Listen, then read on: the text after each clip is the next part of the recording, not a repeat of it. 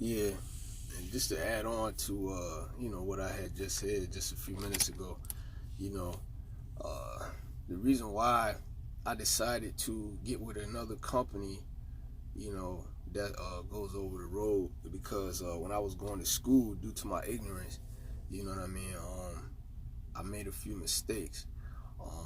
One of which I didn't get any endorsements on my license. You know what I mean? So I just got just a Class A CDL, and I'm certified. You know what I mean, to drive a 10 speed. That's it. I didn't get a TWIC card. I didn't try to get I didn't try to get any endorsements or nothing like that. I'm pretty big on not putting one thing in front of the other. You know what I mean? Uh, I didn't want to put too much on my plate, right? And I come to find out, you know what I mean, once I get the license that, you know, that was a mistake, you know what I mean? As far as job wise and like this, even with your pay, like, the more credentials you got, the better, your money can be. Two, when I got ready to quit Western Express, you know, I didn't think that it would be, that much of an issue getting another job. You know what I mean? It was jobs. It was other companies that wanted to take me. Covenant, um, JB Hunt, a few others. You know what I mean? But they try to basically they trying to do the same thing that that Western was doing, man. JB Hunt offered me a local job. Um, Pulling loading up a 53-foot trailer with heavy duty Whirlpool equipment, like washers, dryers, stoves and stuff like this, and installing this stuff in people's houses and all that type of crap for like $45,000 a year. And I was like, yo, no sir, absolutely not. That's not enough money, to be doing all that work. That's a lot of work. You know what I mean? 53 feet of trailer with a bunch of washers and dryers and dishwashers and stuff like that. That's nah, I'm good.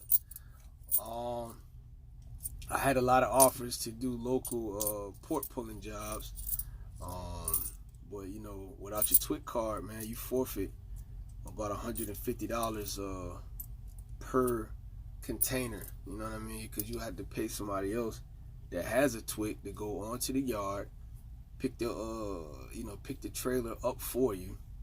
You know what I mean? And then bring you empty back when you come back. So that's like that wouldn't have been worth it. I probably would have. I don't know what would have been on the back end, depending on what each container would have paid, but it wouldn't have been that fruitful for me. So while I'm out here, be a fool not to learn from your mistakes. I'm gonna go ahead and try to see if I can get, one thing Rotax do is they if you go out on one trip, you can take 3 days off. You know what I mean? You go on 2, you can take 4. You go out on 3, you can take 5, and I think it's a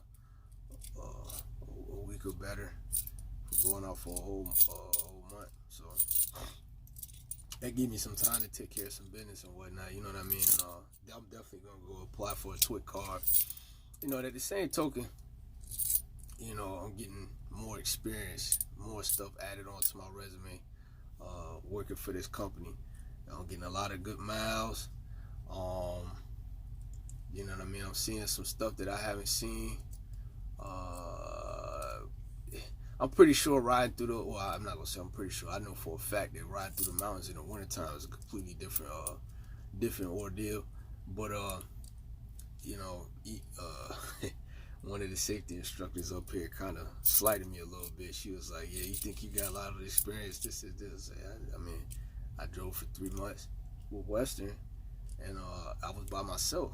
Like, you know what I mean? Outside of the time I went out with a trainer, and I had a dude in the truck with me one time from Baltimore that I picked up to go take to his truck.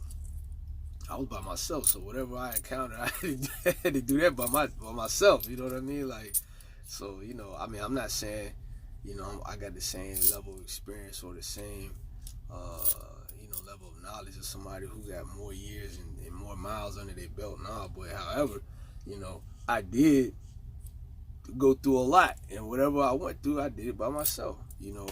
Riding through the mountains of Pennsylvania in the wintertime, Pennsylvania, Western Virginia, where else? Even Maryland.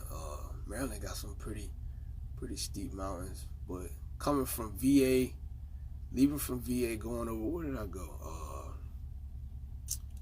I think I was going to Tennessee, mountains in Tennessee. Like, them joints kind of prepared me a little bit mentally, for what I seen over there, man, in the mountains in the Midwest and on the West Coast. And again, like I say, I wasn't scared. You know what I mean? At times you do get a little nervous. You know what I mean? Because sometimes the truck might speed up on you, or some idiot might do something crazy out there. Like, for example, I don't understand why somebody would do this, but we going downhill, right? You driving a car. You know what I mean? I don't understand what would put somebody's mind to feel comfortable with, okay, let me jump over here in front of this tractor trailer and be like, real close. You know what I mean? Like, you coming up, you driving faster than me, and then you just swerve over to I don't understand that. Like, 80,000 pounds going at 50, 55, 60 miles an hour going down. What are you thinking? You know what I'm saying? Like, I don't understand that. But anyway, I like this job. I like driving trucks. It's a very meaningful job. It's it's a good opportunity to make some real live money.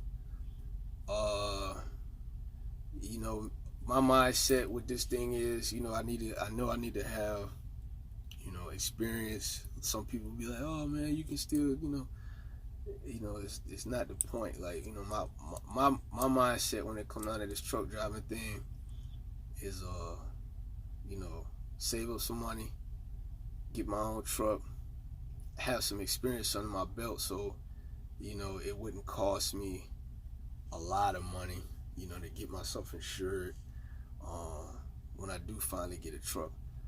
I know guys, man, that's, dudes, I know some people who got some pretty comfortable living, man, from these trucks. That's the way that the world works, man. Like, like I say, you think about it,